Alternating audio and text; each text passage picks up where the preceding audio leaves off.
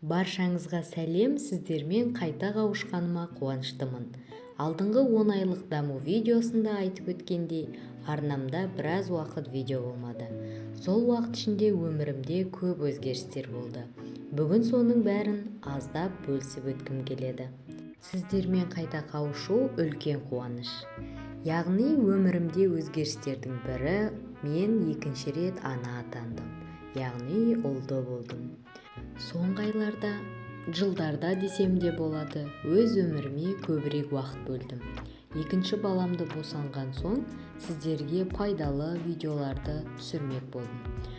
Сол уақыт аралығында YouTube арнамда да техникалық ақаулар орын алды. Ретке келтіруге көп уақыт қажет болды, және мен оны демалысқа арнадым. Кейде бәріне үлгеру қиын болды, видео түсіруге де мүмкіндік болмады. Бірақ мен сіздермен байланыста болуды ұмытпадым. Солай жүргенде үшінші жүктілігім де басталды. Балалардың дамуы, аналарға арналған кеңестер, барлығы өз тәжірибемнен жасалатын контент. Осылайша үшінші жүктілігім де аяқталды. Яғни қыз босандым.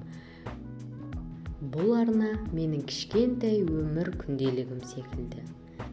Күнделікті өмірден алынған шынайы, пайдалы видеоларды бөлісіп отырамын. Қолдауларыңыз мен үшін үлкен шабыт.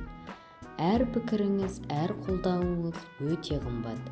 Лайк басып, пікір қалдырып, арнаға жазуларыңыз менің ең үлкен мотивациям. Бірге арнамызды дамытып, пайдалы видеоларды көбейтейік. Бәлкім, бұл біреуге шабыт, біреуге көмек болады. Түсінгендеріңізге және қолдағандарыңызға рахмет.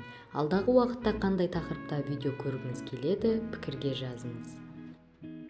Жақын күндері жаңа видеода кездескенше.